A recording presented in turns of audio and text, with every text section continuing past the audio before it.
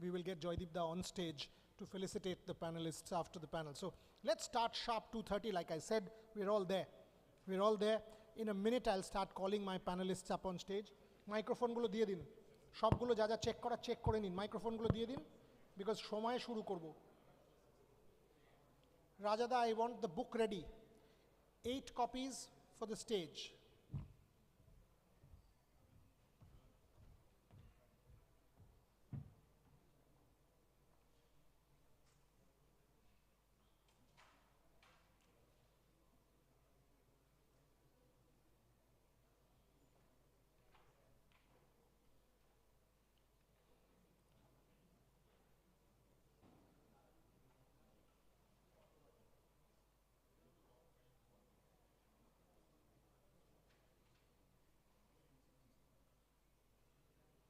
The final 3 panels before we get into the last grand finale. We have a empowerment walk for International Women's Day, and we will have a final panel at 4:15 with all our achievers, men and women on stage, celebrating the end of Trailblazers Conclave 2.0. So now 3 back-to-back panels, and then we get into a break, come back with the empowerment walk, and then the celebration.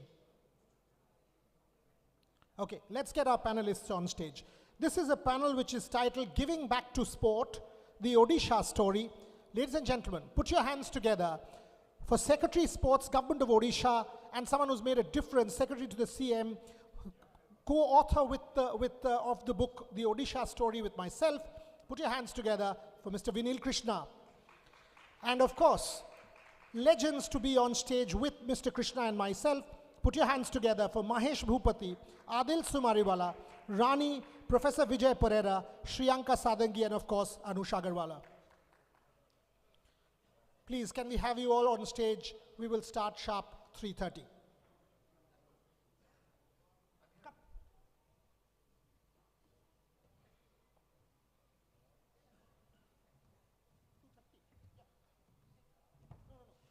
My mistake, 2:30.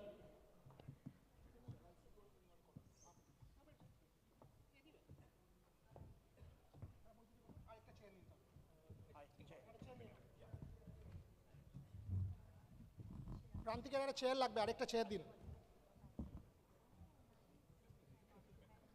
2 ends, 2 moderators. Yeah, ওইখান দাও।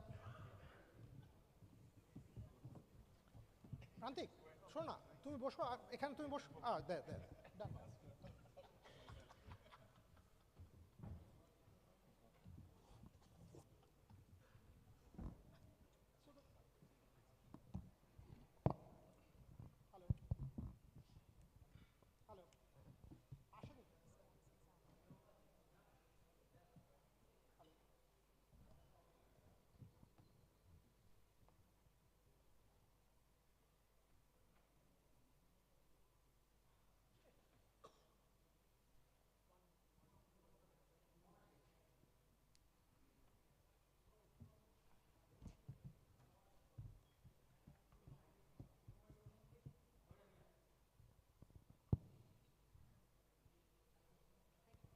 Thank you. So there you go, once again, 2:30. Sport is all about timing. Mr. Krishna, first to you. What prompted the Odisha story? 2017 to when I go now, I have been a regular to Odisha. So has all of us have seen your story. I know Adil and you have been part of this from day one. What prompted this? Why did you decide to invest in sport in the manner you did, treat sport as soft power, and now when I see that Kalinga Stadium precinct, I don't think there is anything like that in any part of the world. How did you guys make this happen? Thank you. I think it's all the vision of our Honorable Chief Minister, Shri Naveen Patnaik. He decided that we have to do something about Indian sport and the youth, of course. So whenever the Olympics or Asian or whatever international level tournaments happen, it's always has been a not so happy situation for India, and every time, especially at the Olympics, more or less it's a disappointment for most of the Indians.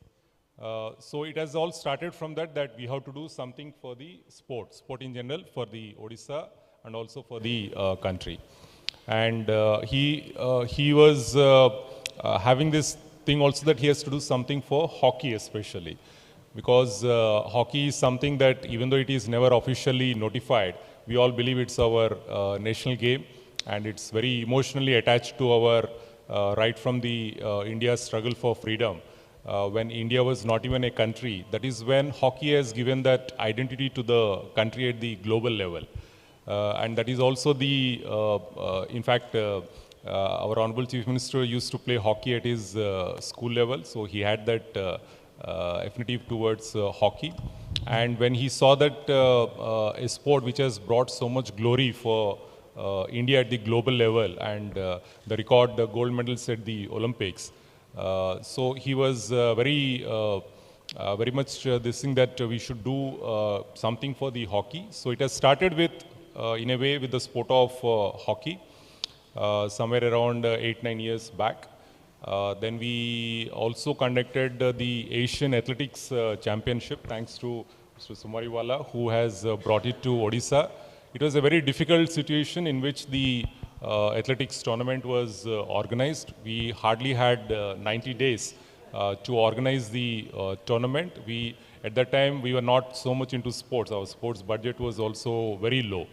The Kalinga Stadium that you see now, 2017 is like 7 years back, 6-7 years back. You wouldn't recognize what it was at that time.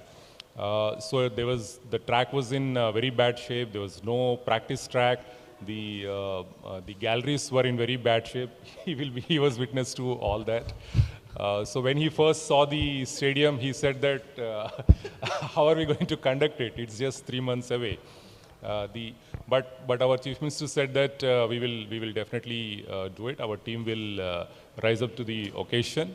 It was a matter of the nation's prestige. The Asian Athletic Championship was to be organized in another city. Somehow in the last minute they had backed out, and AFI was looking for partner states which can host. In spite of lack of infrastructure, lack of experience in hosting a international tournament, we did it in 2017 in a very short period of 90 days, and inclusive of the infrastructure development, the organizing. It's quite complicated also, because the athletics is like lot of events are there, so many countries are participating, so many, almost like I think 1,200, 1,300 athletes had come for the event. Bhubaneswar as such is not like a big metro, so there are problems in accommodation. Multiple challenges were there. But then we did it, and the Asian Federation President, the World Athletics, Mr. Sepko was also there. So they all praised the way the event was hosted. The athletes were also very happy. So that's when we realized that when we are hosting it, you'll not believe that the athletics normally doesn't attract too many audiences, but the stadium was full right from morning to evening. The entire Kalinga Stadium was full with audience. That's when we realized that there's a lot of enthusiasm towards sports as well among the people. So there's a demand, kind of a pull.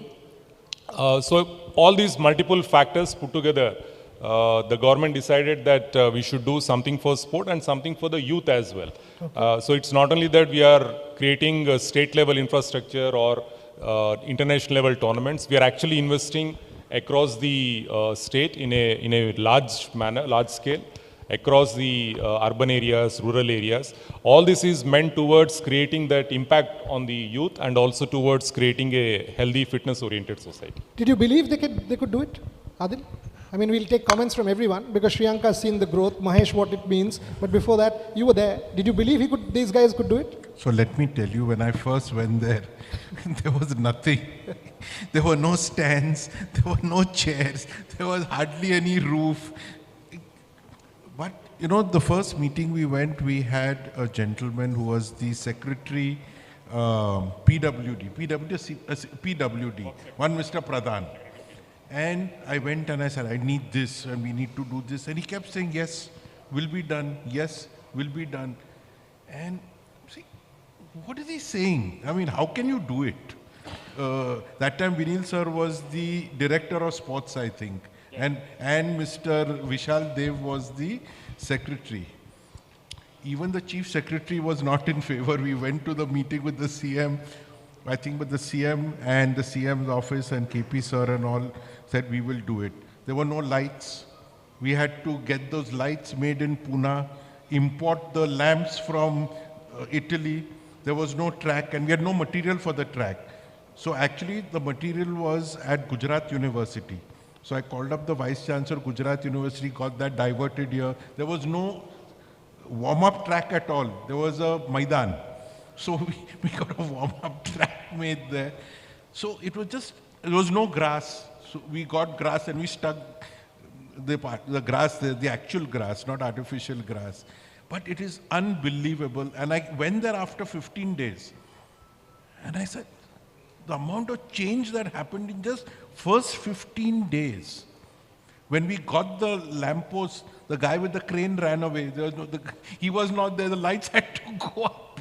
So when this happens, Rani, I mean, you've seen, he's talking about the hockey story. How important is the Odisha support for hockey for someone like you?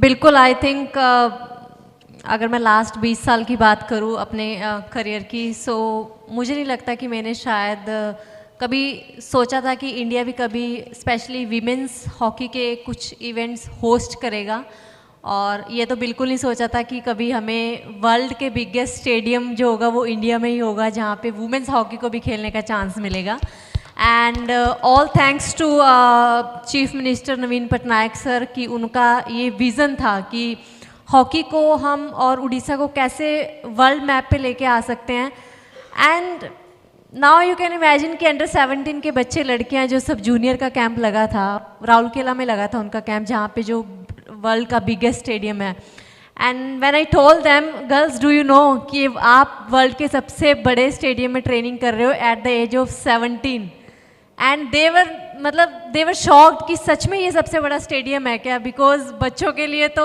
They don't know कि उनको लगा कि भी शायद world में इससे भी बड़े स्टेडियम होते होंगे but then they went to Holland to play test matches और वहाँ पे जाकर उन्होंने देखा कि सिर्फ ग्राउंड मिला खेलने के लिए खेल के मैचेस वापस आ गए so then I told them now you see कि हमारे पास कितने बड़े बड़े स्टेडियम और वो भी उड़ीसा जैसी स्टेट में सो आई थिंक उड़ीसा का सपोर्ट हॉकी के लिए बहुत ज़्यादा रहा है उससे पहले आई डोंट थिंक और इक्वली जो है मैन वीमेन दोनों को इक्वली सपोर्ट जो है उड़ीसा से सीएम सर ने किया है सो वो एक बहुत बड़ी चीज़ रही है उड़ीसा से I think Mahesh, how important is state support like this? When you guys were, obviously there was no sort of support like this. How important is the vision of a CM, the sport investing? These guys now have a budget in Odisha, 1,500 crores. Our national sports budget is 3,000 crores. One state has a budget of close to 1,300 crores. Huge. Out of 3,900 crores, the rest. Yeah, so the other that youth, they have a budget of 15. How important is this?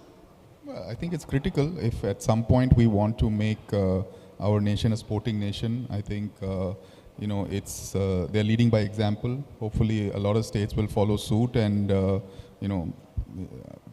15 years ago, I've played multiple Olympics. I would have never dreamt that there was even going to be a discussion of India hosting the Olympics. So, we want to become a sporting nation. I think we are a country that very proud of their achievers. And I think we're very proud that they're leading by example. Would you, in your capacity as one of India's greatest, would you want to sort of be part of such a story in terms of if there is a possibility of working together? Yeah, I mean, see, when I played my third Olympics and I came back, it was the same story. First Olympics, I think, Leander won bronze. We came back and there was so much bad negative press about India being such a big nation and one medal. I think the next time Rathore won and Maleshwari won, again there was bad press. The third time, nobody was doing anything about it. So then, we created the Mittals Champions Trust where Abhinav came out of. Then JSW was created, with a blueprint and Neeraj has come out of that. So I think the more minds who have achieved at the highest level, if you can get them involved in a story like this, I think it's a win-win for everybody. Yeah, and that's where federations also come in. I mean, Adil collaborating with the Odisha government, for example, and that's when government, state, national funding, we can see now from the Prime Minister down, there's serious initiative going on. Shriyanka, when you see this, your own state, before I go to Anush, Prantik and Vijay to intellectualize the whole story, how proud are you? I mean, that You're from a state which is now sort of heralding a revolution of sport in India. Hello. Yeah. So I feel extremely proud and thrilled to be from Odisha. A few years back, like when I started shooting initially, we were doing well in hockey, specifically like we had a lot of players from Odisha who would do very well in hockey, but the infrastructure and everything was not there. But over the past few years, when I tell people that I am from Odisha, they just look and they're like, wow, you're so lucky. And personally, I've seen so much of development, so much of growth. On the outside, we see the infrastructure being made, the high performance centers being built. Yeah. But on an inside, like on the inside as an athlete, I'll also tell you what all I have experienced, which people in other states have to deal with a lot of problems. So the kind of support that we are receiving from the government, thanks to our Honorable CM, thanks to Vinil sir, it's all transparent, it's all clear. The cash awards, whatever you're entitled to, if you need any financial assistance, you send them the application, you give them the format. You don't even have to keep calling constantly, sir hua, sir kab hoga, sir important hai. Kuch nahi. It's all transparent, it's all clear, there's no foul play. And you know, other states you hear sometimes people say, bahut bhagna padta hai piche, nahi milta hai, which is a very common problem across India. But then I feel so proud because I tell them that it's so smooth here, the system is in place. And a few years back, I would not have dreamt that Odisha would be the sporting capital of the country, and the rate at which we are going, Odisha is going to be one of the sporting capitals of the world. So I feel extremely proud to be Fantastic. associated. Anush, how important could this be? I mean, in India, you have had to go and train in Germany. I mean, you told us that story that sadly we still don't have the necessary infrastructure for your sport. But when a state is leading like this, sooner than later this will happen. How we will have the next Anush, because not everyone can go and get the facilities that you did. Yes, to be honest, unfortunately, currently India is not a country which has a rich history, let's say, in the equestrian sport. And not many people are aware about it. And I think since the Asian Games, since the 2 medals at the Asian Games and now this quota for the Paris Olympics, I think that will give a huge push to the younger generation. I think, you know, in India, there's enough talent to excel in every field. It does not, in any sport, it does not matter, hockey, cricket, equestrian, I'm 100% sure about that. And I think with these achievements, it has given a push to the younger generation that, you know, they can see that, okay, this guy is 24 years old and he's actually gone there and done that. So it's not unattainable, it's not too far, it's actually possible. So I think there will be, already in the past 5 years, I would say there's been huge developments in the sport. And in the coming years, I'm pretty sure that India will become a major nation in this sport. And for sure, we need the required infrastructure, and it's developing across the country. Of course, it's not yet at the level which we find in Europe, unfortunately. But again, Rome was not built in a day. It's a process, and I'm quite happy that the process has started, and it's only a matter of time until it gets to that level. Well said, Anush.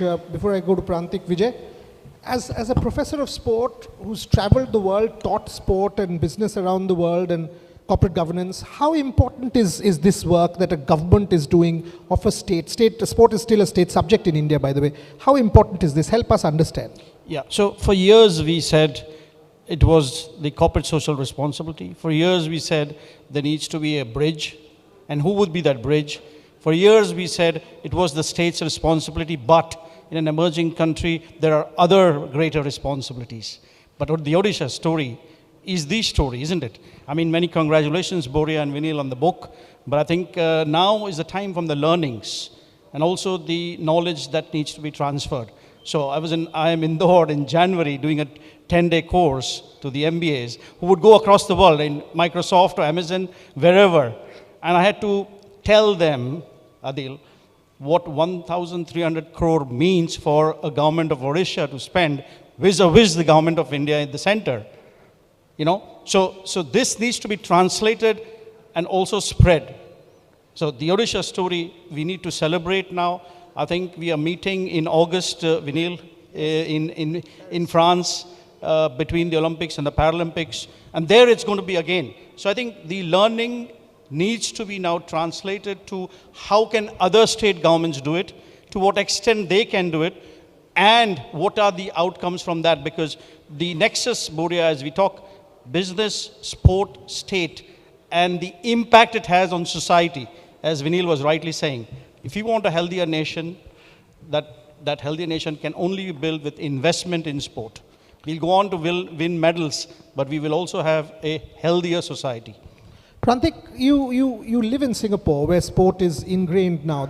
It's part of the healthier culture. But when you come to Odisha now and see that precinct, for example, does this, I mean, and it's a very different question, does it give you hope about India?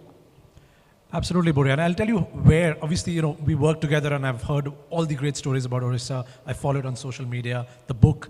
But my moment of pride was, there's a government body in Singapore called Enterprise Singapore that sort of, you know, looks at investments and growing different industries. They usually, when they talk about sport, to your point, they look at the Australian precinct in Melbourne or Europe. But someone from the government actually spoke about the Odisha model. And I can't tell you how proud I was. You know, I can feel as she said, like you obviously feel that pride, obviously experiencing that, but as an NRI living there, when they were speaking about that as a model, and there are three things they spoke about, right? One was the PPP model, because that's something Singapore believes in. You know, you have the Reliance, JSWs, Naval Trust doing that. I think that's a fantastic model to make something scalable. The other part, you know, as a tech entrepreneur, what really excites me is the whole sports science and sports tech element, young kids with GPS trackers. There's a beauty. It's not that you suddenly give adult athletes those trackers. You've got to sort of, as you said, Professor, you've got to sort of get the young kids accustomed to that. You suddenly can't get an adult athlete to say, hey, kal se ye pehno, right? So I think that's a beautiful shift in culture. And the third is, you know, the whole notion of sort of how it is impacting multi-sport. So I think these three elements of PPP, the precinct and the sports science and tech, I think it's doing wonders for the soft power of India overseas. You start, each of you have a minute, and I'll close with Vinil for the last 2 minutes before we launch the book. What is the wish list? 1 minute, what you want the state to do? Because obviously the state can't do everything.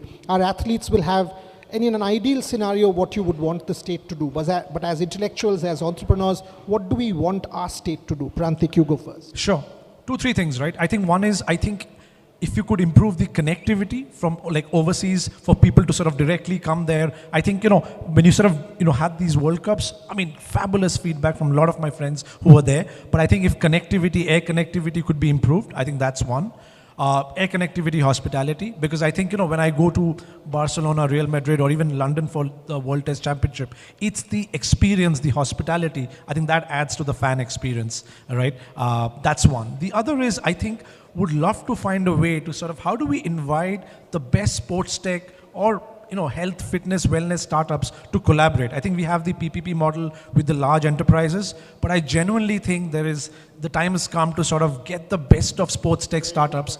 Can we have an incubator and accelerator? I would love to put up my hand and see what can we do. Because I think the whole Make in India, and again, it doesn't matter whether it's Make in India or do we sort of get the best startups from overseas. The point is, we've got to do what's right for our athletes. So, infrastructure, hospitality, sports tech, startup accelerator. Super.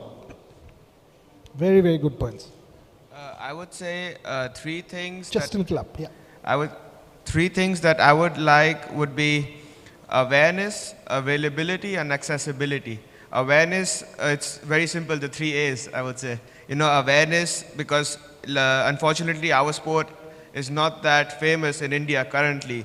You know, people don't really know, they know horse riding, but they don't really know what it's about. So awareness is very important to get people's attention.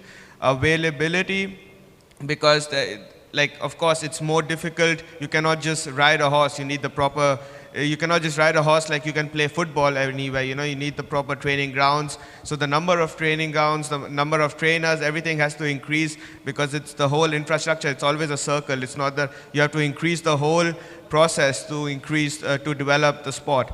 And accessibility, you know, unfortunately, horse riding is a sport which requires a certain level of financial assistance, and it would be great if the governments or if people who are less fortunate would get this level of financial assistance to get into the sport. You know what I like about all our speakers from yesterday is the clarity and the intensity of discussion. This is not fluff going on stage, so that's why just listen to them, because there's a lot that's coming out. Shriyanka. I feel the states can go a long way in incorporating sports as a part of lifestyle. Like what Sir said, very interestingly, that if we make it a part, if we make it accessible to people in smallest parts of towns, districts, if we get people to come and watch different games, people will start aspiring to be like those role models. And more importantly, in general, the whole society will get fitter, the youth energy will be used for more positive, productive things, and getting medals will become a byproduct of it. Because we won't just be focusing on, okay, isme medal chahiye, iske liye ye karna hai. But sports will be such an integral part of our education system, of society. You have those fun games in the weekends where everyone plans, like family outings and all will be centered towards sports. So you're doing productive things while doing things which will make you mentally and physically fit. So that would be a long way for like Indian sport results also, and generally for the society as well.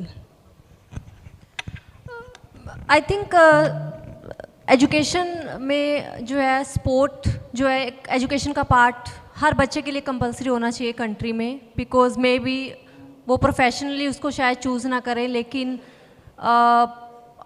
I don't think मैंने कभी आज तक सुना है कि किसी sports person ने stress की वजह से, एंग्जाइटी की वजह से, फेलियर की वजह से कभी सुसाइड कमिट किया होगा.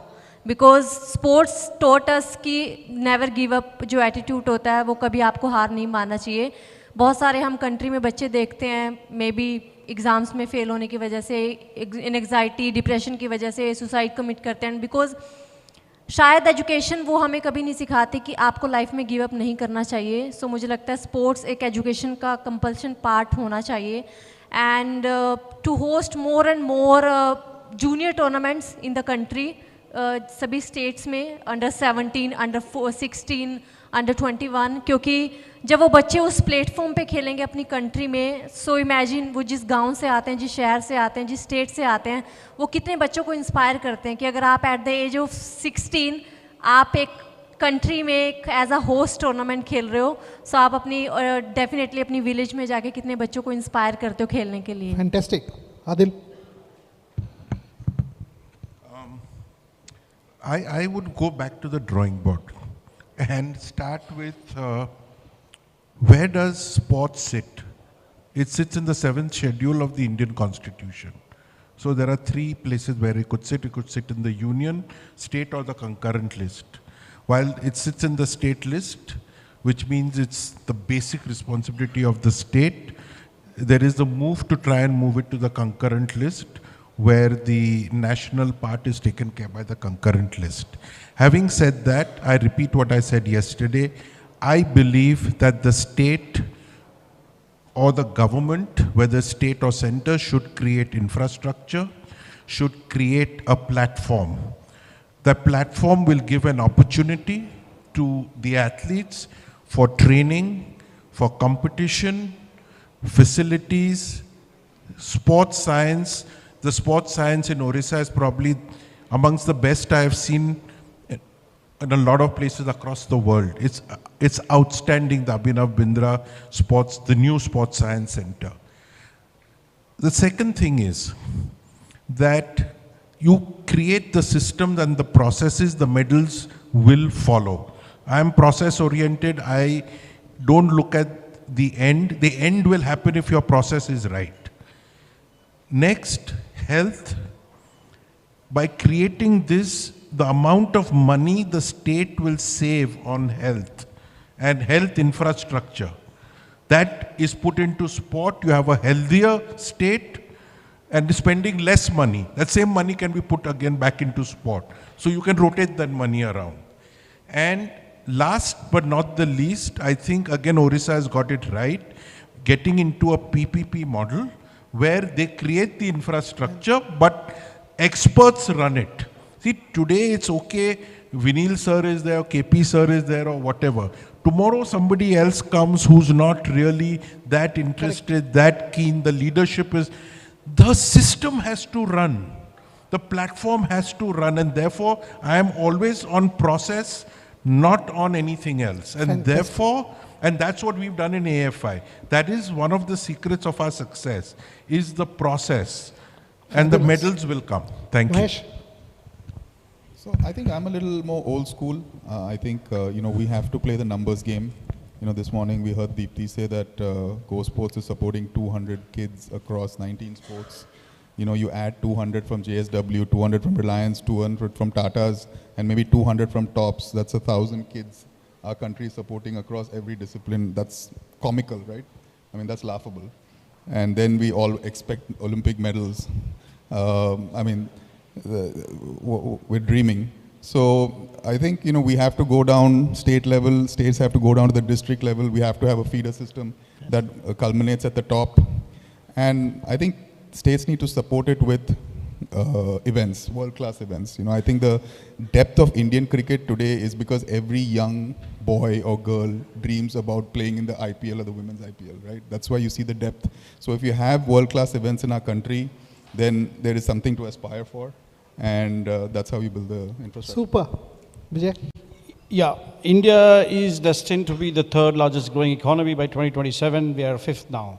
We can't do that and still not be inclusive.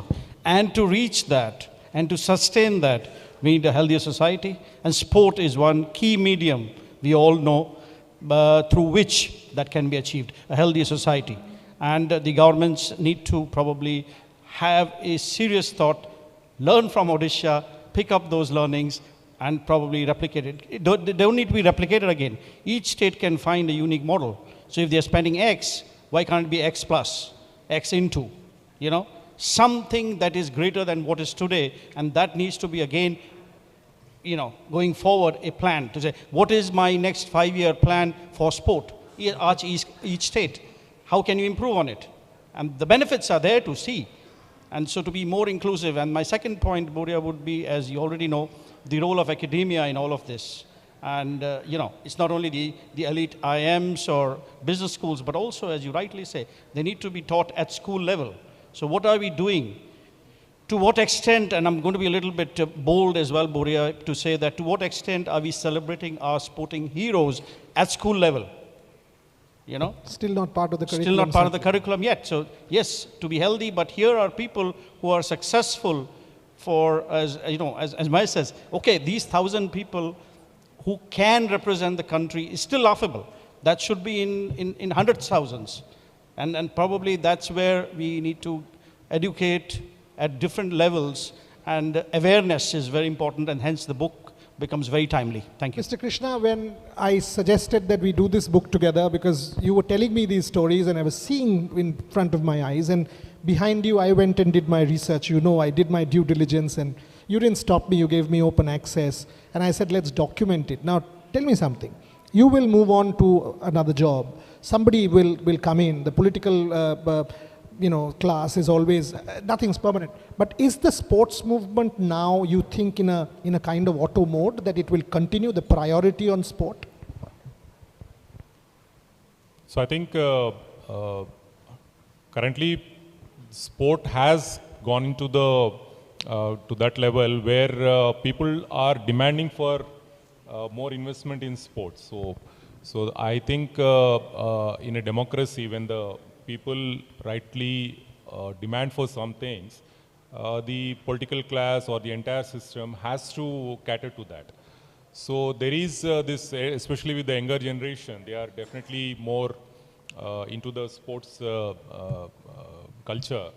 Increasingly, we can see that they all want to get into sport. They are doing sport in different manners. So I think, irrespective of the intensity with which it will happen or not happen, that is debatable. But the direction in which we are going, in terms of more investments, not only from the government, you can increasingly see that there is a lot of investment from the corporate sector as well that is coming into sport. And many sports are rightly trying to become more commercially sustainable. That is again something that we have to look at it, because governments will always have this drawback of beyond a point they cannot invest in sports. So it's again a chicken and egg kind of a situation where unless you invest and create that ecosystem, performance will not come. Unless there is performance, then the commercial sustainability also won't come.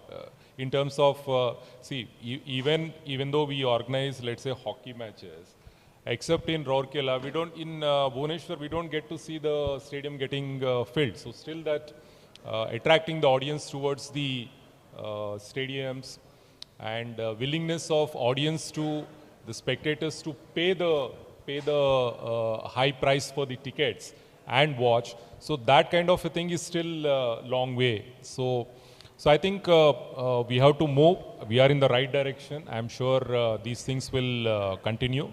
But I would also like to tell that what I have realized, I mean, there's so much of experience that has come in, so many sessions have come. But what I have realized is also that sports is very expensive. To create one sports person at the international level, it's very, very expensive. And some of the sports, I mean, I'm sure you'll agree, tennis is very, very expensive sport. If you have to get your ranking correctly done, you have to do so much of tours, participate, spend so much of money. Same with shooting, equestrian also is very costly game. So I feel personally, after looking at all these years of experience in the sports sector, somehow we are more oriented towards the Western kind of sports, but this is again coming from the vision of our Chief Minister that we as an Indians, we have to kind of promote more of our Indian sports. That's the reason why we are the only state government which owns a Kho-Kho team in the Kho-Kho League. If you look at the game of Kho-Kho, the why, just to give a brief about why we got into Kho-Kho. Kho-Kho, what do you need? You don't need any infrastructure. Anywhere in any school ground, you don't even need to have a grass or anything. It can start and people are playing. So infrastructure, you don't require any great infrastructure for that. And that is like a base game. It has everything. It has the physical fitness is required for that game. There is mental alertness is required. There's a lot of other factors which can help the promotion of the health and personal development of the kid if he gets into sports like Kho-Kho. Similarly, you take our other things, whether it's kabaddi, yoga, or whatever we had the Indian games, you actually don't require any great infrastructure or great investment to promote that kind of sport. So ultimately, we have to find a balance where we as a nation, in terms of our health and fitness of our society, we promote a set of sports which are more traditional and more oriented for our conditions rather than promoting more of this sport, which we have to do it because Olympics is all about, if you want to get the medals and all, we have to do it, but then it's very expensive. So the balance is what he's talking about, and that's what Odisha has been successful in doing. And that's why we call our book A Story of Hope and Glory, because it is of hope and glory. This is going to be a different kind of felicitation. Joydipda, can we have you on stage to formally, with all our guests here, launch the book and we celebrate with the book. The story of, the Odisha story, one of hope and glory. Rajada, can we pass the book to all of us here? And that's the formal, Joydipda, to open the, unveil the thing. Shobai ke ekta kore copy diye din. And we'll do the photo up. Yes.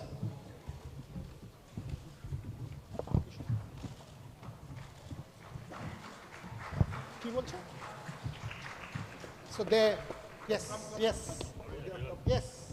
So by the way, Kulbo, let's open this. Nice.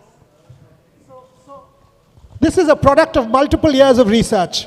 Vinil Krishna and myself, very proud to be presenting. All of you have got copies in your delegate packs.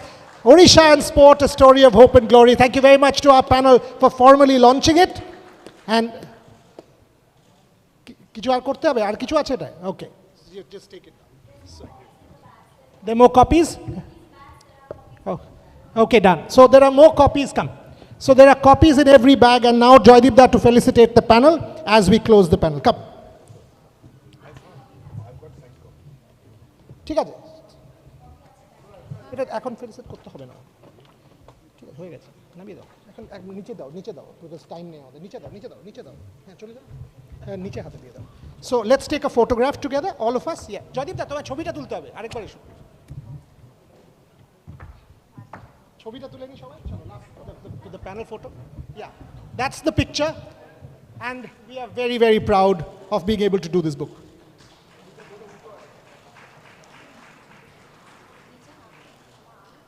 Thank you. Thank you very much, everyone. Thank you. Okay. We move on to our next panel. Thanks, we'll catch up as quickly. Yeah. We'll move on to our next panel. Another fantastic panel coming up. Just hold this. Paralympic sport and empowerment, something we deeply invest in as Team Rev Sports. To be part of this panel, we've got some absolutely amazing people. You talk of Neeraj Chopra, right? You talk of Sumit Until. How many world records has Sumit Until broken in javelin? So you talk of Neeraj Chopra, you talk of Sumit Until. Yogesh Kathunia, someone we are expecting an absolute performance in Paris, a gold medal. We've got Deepti Bopaiah, who was on stage, rock star, complete rock star. We've got Sumit Until, Deepti Bopaiah, Yogesh Kathunia, and we've got two very special people, Gautam Devlekar, who's promoting golf among young kids, helping them grow and aspire to grow. We've got Sumeli Chatterjee from Coca-Cola, someone who made it happen that Coca-Cola invested in Paralympic sport and did the campaign Palat Day ahead of Paris. So these are special people, ladies and gentlemen, that we celebrate. And to host this panel, my colleagues, can we have you guys on stage? Where are you, Trisha Ghoshal and Shomojit Das Chaudhary? With our panelists. There you are. With our panelists, Yogesh Kathunia, Sumit Until, Deepti Bopaiah, Gautam Devlekar, Sumeli Chatterjee, to be hosted by Trisha Ghoshal and Shomojit Das Chaudhary.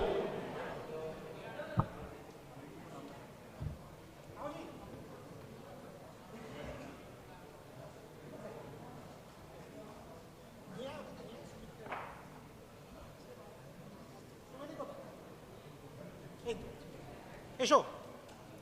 Sir, welcome. Sumit bhai, how are you? Absolute rock star. Come. देखा ना chair ठीक है इसको डालो कमी दिखाओ क्या दिखाओ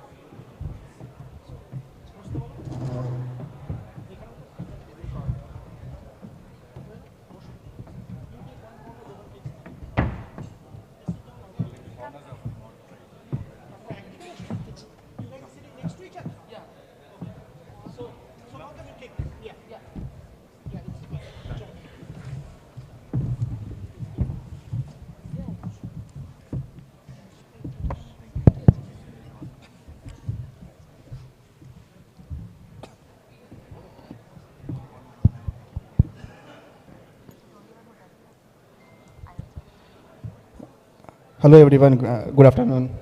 And we have some brilliant panelists over here.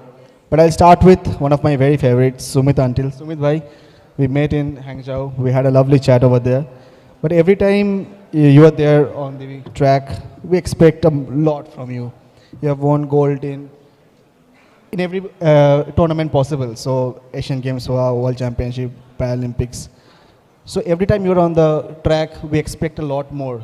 क्योंकि हम जानते हैं कि ये गोल्ड मार देगा पर उससे ज़्यादा भी कुछ होता है सो ये एक्सपेक्टेशन को आप कैसे डील करते हो सभी को नमस्ते काफ़ी मुश्किल होता है इस एक्सपेक्टेशन से डील करना क्योंकि हर बार अपना ही बेस्ट देना एक अलग वो होता है और जैसे हंगजाऊ में आपने बात की तो हंगजाऊ से पहले मैं एक फंक्शन में गया था तो उससे पहले हम थोड़ा ये सोच रहे थे कि हाँ गोल्ड मेडल लेके आएंगे बट वहाँ पे लोगों ने इतना मोटिवेट किया कि अब की बार कितना वर्ल्ड रिकॉर्ड तो आई थिंक ये एक्सपेक्टेशन लोगों की कहीं ना कहीं फ़ायदा भी करती है मोटिवेट भी करती है कि हाँ लोगों को पता है कि मैं और बेटर कर सकता हूँ तो कोशिश ये रहती है कि अपना बेस्ट दे फील्ड पे सो ये प्रेशर क्या आपको और भी अच्छा करने के लिए मोटिवेट करता है कह सकते हैं कि करता है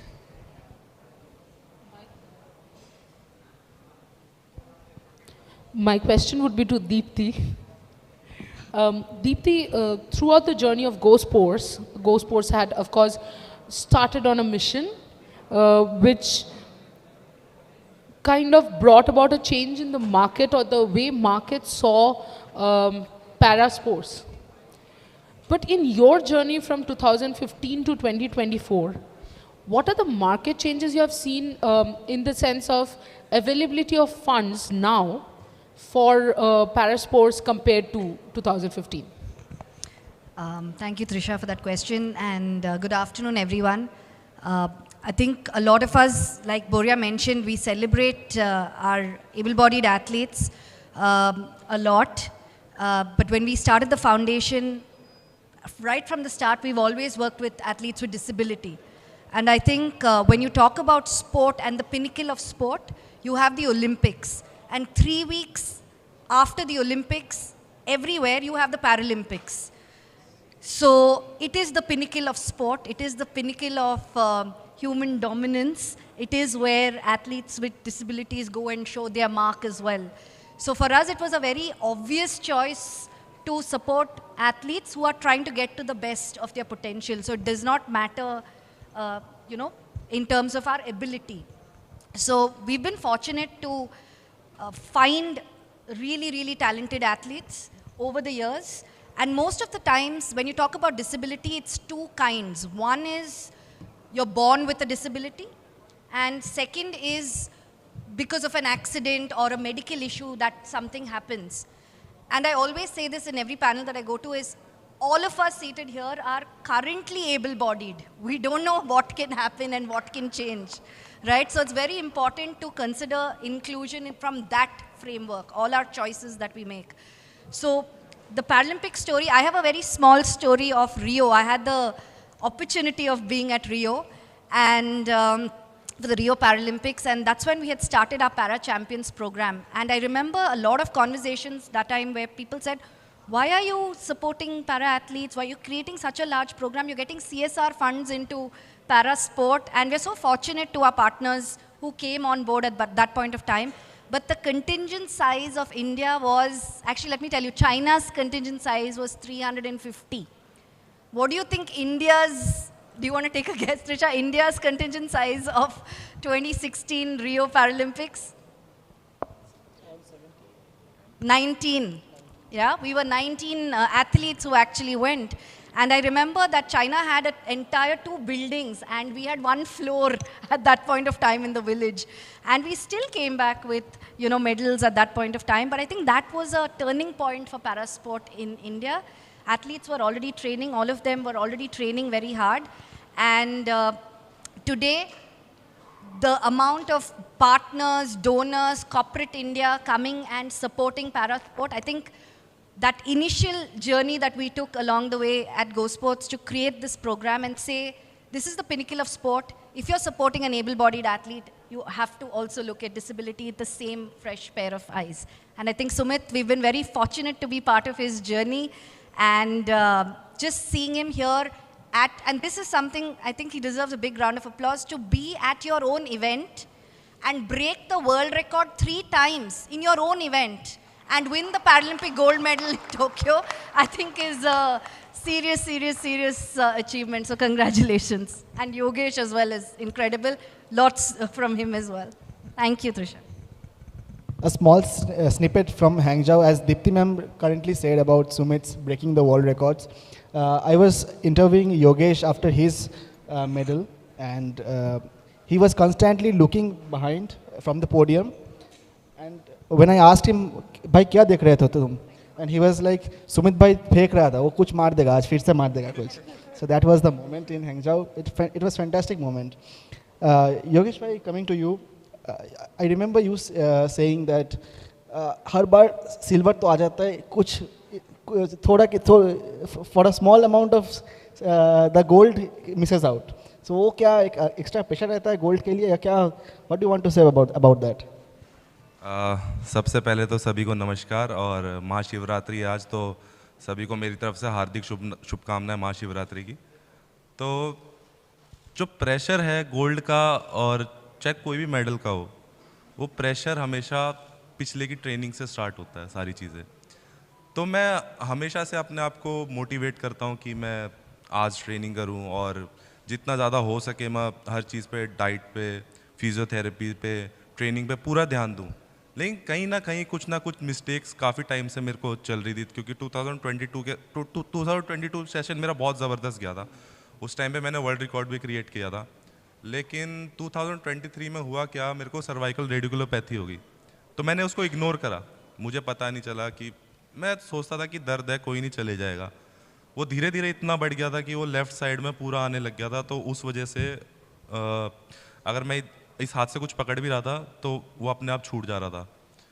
तो जैसा आपने बोला था एशियन गेम्स का, तो एशियन गेम मेरे को बहुत मज़ा आता है, सुमित का इवेंट देखते हैं, हमने साथ में भी ट्रेनिंग करी है।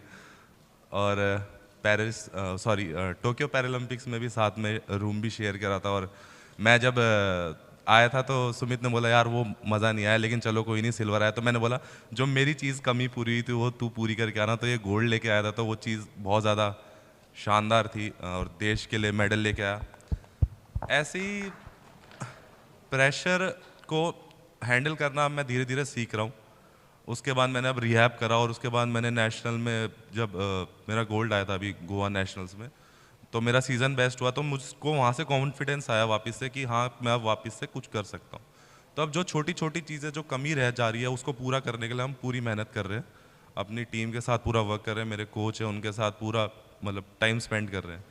तो इस बार जो कॉम्पिटिशन्स आगे वर्ल्ड चैम्पियनशिप है, पेरिस पैरालंपिक्स है, उस पर पूरा ध्यान देंगे कि वो कमी जो पिछले इवेंट्स में रह गई थी, जो हमने इग्नोर कर दी थी, वो इसमें पूरी कर पाएँ और होपफुली हम अपना बेस्ट देंगे। Fantastic, and we hope Paris में वो आ जाएगा। Sumeli, of course, I have worked with you in the Palad Day campaign, and it was a fantastic campaign. It kind of broke a lot of barriers, but I want to ask you, has the Palad Day campaign and the results from even Paralympics and Para-Asian Games actually changed the market sentiment towards para-sports? Okay, firstly, thank you so much for inviting. I think it's a very, very special stage. And thank you, Boryada, for inviting. Thank you, Trisha. See, for us, when we decided to support Olympics, it was like a no-brainer that we will support Paralympics because it comes together. They don't come in parts. Coca-Cola has been supporting Olympics and Paralympics for almost now 100 years globally and also locally. I think it's also possibly the first FMCG brand to support Paralympics in India also. And I'm saying this not just for a brag point, but what I mean to say here, it was a mainstream campaign for us. It was not a sideshow. It was a mainstream campaign. It delivered volumes for us. So it was a campaign that had business linkages. And I think this is very important for any brand and all brands to understand that when we talk about sport, we are not talking about a person or a game or anything like that. We are actually talking about the story of India. Because for each of you, when you win a medal, I think something happens with India, and sports is something that unites India together, and nothing like that unites India. I think it's sports, and any sport, it's not just 1, 2, 3, but whether it's individual sport, whether it's a team sport, that's the first time that India comes together. So your medal is like a huge emotion for all of us. It makes us feel that we have won, and that's the story that the brand wants to tell. So it was an obvious choice for us to be a close partner, and it's not a one-off. We are going to be there this time also during Olympics and Paralympics when it happens. And I really hope that we come back with a lot of medals, but no pressure. That's not the reason why we are there. We are here to celebrate the journey to the success, not just the success. I think that's what it is. Has it gotten the mood or the sentiment towards para-sports? Don't know, can't say genuinely on this. But I do believe that when we saw the media reports, when we saw the press reports, we saw a lot of things being talked about. Is it because we supported? I don't think so. But I think the fact that, the team performed so well. I mean, they performed amazing. It's, again, not the medals, but I think the performance level has been going up, which is amazing. And I think that's also, and rightly as Deepti, you said that it's not how you're born with, it's how, life takes a turn. And at the end of it, all of us are born with some disability, and that's true, whether it's like emotional, physical, whatever, but that's there. I just want to say one little story, and it's possibly a little long answer to a small question. The whole journey of Palad Day, by the way, with both Olympics and para-athletes, and you've been a part of that, it's been a hugely inspirational thing for the team. So it's not just for us a campaign that we spent money on creating a beautiful film, beautiful narrative and media. For all of us, every time we go back to the campaign, there is something that stirs inside. Because it's a huge inspiration to us, because I think throughout our own career, there has been a lot of tana or a lot of stuff that people tell you, and a lot of naysayers will come back and say, hey, you can't do this. And I think Pallatte is an answer to all of that. So it's a very, very special campaign to all of us, and hopefully it will come back soon. Fantastic. Gautam sir, coming to you. My question is, how did golf happen to you? So, why did you embark on this personal journey of promoting golf, women's golf? So, what's your story? We would all want to know.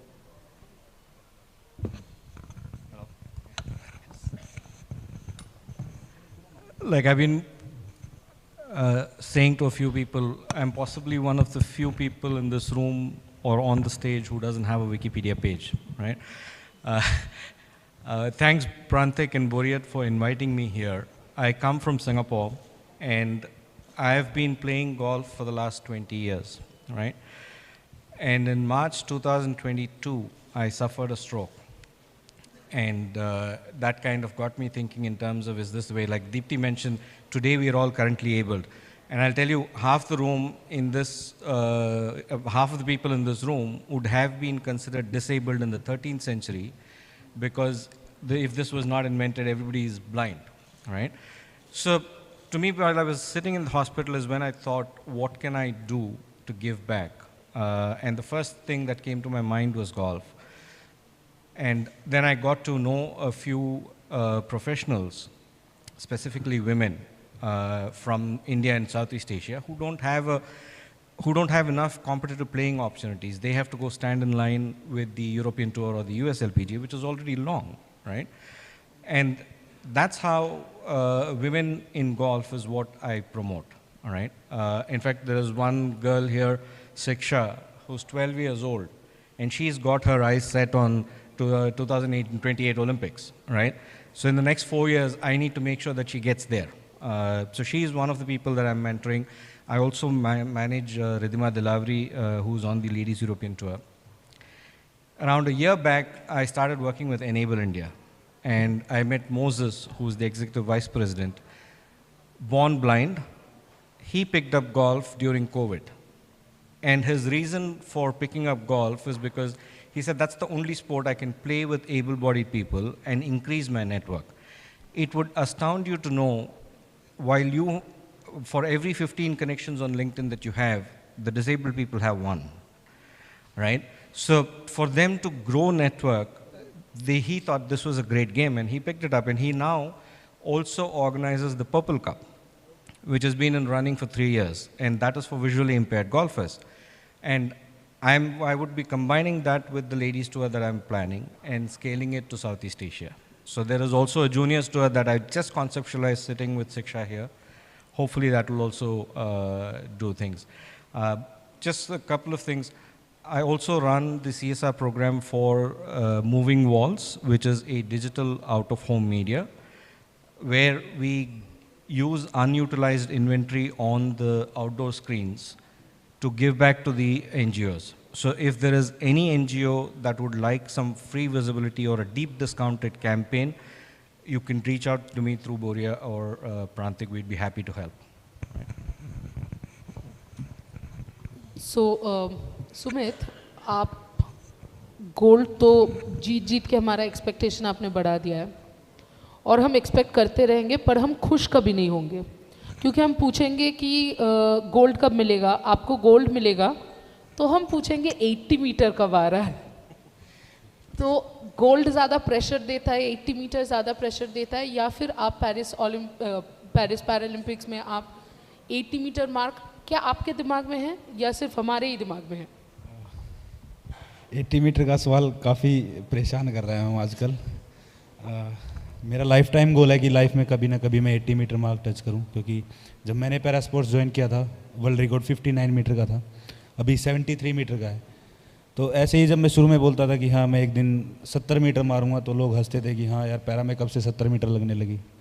तो अभी हो रहा है सबको कि हाँ जब मैं 80 बोल रहा हूँ तो पॉसिबल लग रहा है लोगों को. हमारा भी यही है कि जितनी जल्दी हो सके हम 80 मीटर को टच करें. कोशिश करेंगे कि एक छोटे छोटे टारगेट लेके रख रहे हैं अभी, जैसे अभी हमारी वर्ल्ड चैम्पियनशिप है, तो कोशिश करेंगे इसमें अपनी पिछली परफॉर्मेंस को थोड़ा और इंक्रीज़ करें। मे बी 75 मीटर के आसपास थ्रो लगाने की कोशिश करेंगे। वो दिन के ऊपर भी डिपेंड करता है कि आपकी बॉडी किस टाइप से चलती है। और पैरालंपिक्स में सबसे पहला गोल तो हमारा गोल्ड का ही है। उसके बाद कोशिश करेंगे कि बाई चांस हमारा कोबे वर्ल्ड चैम्पियनशिप में वर्ल्ड रिकॉर्ड हुआ तो उसको थोड़ा और मतलब अपना मेन एम यही रहता है कि मैम अपनी लिमिट्स को हर बार पुश करें, क्योंकि अभी काफ़ी लंबा सफ़र तय करना है और इंजरी प्रिवेंशन भी एक माइंड में रहती है हमारे में। तो मेन फोकस थोड़ा परफॉर्मेंस से आ जाएगी, बाद में भी आ जाएगी, बट इंजरी फ्री रहेंगे तो लंबे चलेंगे। माइंड में वही रहता है कि ऐसा ना हो कि 80 मीटर को टच करने के चक्कर में इंजर्ड हो जाएं। तो वही रहता है कि जैसा भी हो अच्छा हो। Lovely, bhai. Deepti, I'm coming to you on the next one. So on the occasion of Women's Day, happy Women's Day to everyone, every woman present here. I want you to talk about the women's participation in para sports, because you work closely with the para athletes. So what is the ratio, what is the number of women's participation increase throughout the year you have seen? Thank you for that question. I think women's sport globally itself, the participation is very, very low. And if you're in a country like India, when you talk about men and women, and then you talk about a woman with disability, I think there's a lot of other stigmas attached to that. And we've come across many athletes who have been, young girls who were locked up in rooms and not allowed to go out because of the disability, because who's going to take care of, who's going to be the caregiver of a young girl who also has disability? But I think the beauty of sport is, sport has given each of these athletes an identity. I have a story about a girl who, I'm not going to mention her, but she had a job in a bank and she then picked up sport, and after that she was always looking forward to get married and have some sort of a partnership at that point of time. And then she's like, nobody's even talking about my marriages. Everyone is talking about my cousin's marriage and this one's marriage. Nobody is talking about my marriage. And then she goes on to win this medal, and she's like calling and then saying, ma'am, line lagi hai abhi shaadi ke liye, right? So I think for someone with different challenges, the needs and wants are very different, and sport plays a role very different ways. One, it could just be a job, it could be security. The other could be reaching the highest level of human potential, like what Sumit is doing.